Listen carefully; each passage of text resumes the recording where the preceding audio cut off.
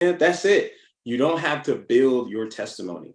You I know, used to think, me and being coming from a Baptist church background, I used to genuinely think, right? Like, because we did man, like, testimony service. yeah, testimony services, right? Come on, somebody hot mic tell what God has done for you this week. They be coming up there, and they got all these extravagant stories. And I used to think to myself sometimes, like, do I really know God?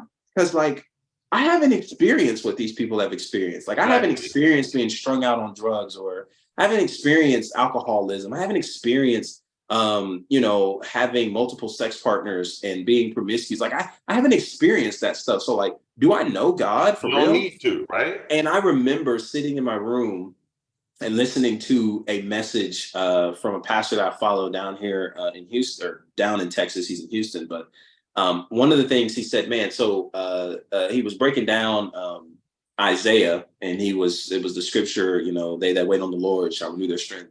I had never had a message kind of hit me so much until I heard that, at least to a degree. I think there's probably a few times it had, but he was mentioning like, yo, there are some people, that have these testimonies that they came from some rough stuff. They came from some challenging things. He said, but some people just been walking with God. Some people just grew up in the faith, and they made the decision that, man, there's something here at value, so I'm gonna just keep rocking with it. There's some people that just didn't go out and do everything and go build their testimony. Some people just been walking with God, and God has kept them from so much, and God has protected them, and God, like everything PD said. So that is key. I think one of the things you see a lot of people doing is like, man, they just feel so out of touch with God because they don't have a testimony like somebody else that has a lot of followers, attention, notoriety. Like, bro, you don't have to go experience what these cats did. Their goal of sharing it isn't for you to go experience it. That's why it's a testimony. That's why it's a testimony. So at the same time, yes, there's value in it. But please recognize you don't have to go. You don't have to go build it. You just don't have to. Your story can be quite like, I have a testimony of just walking with God. Yeah, I dabbled into some things even in my journey with Christ that I shouldn't have. But I walked with God. And a lot of, because of that, I've been kept from a lot of things that people around me are suffering with, have endured. And the common denominator is, man, they didn't have a system. They didn't have people who loved them enough to put them in the hand of God. They didn't have people around them that were going to nourish them and build a relationship in God with them.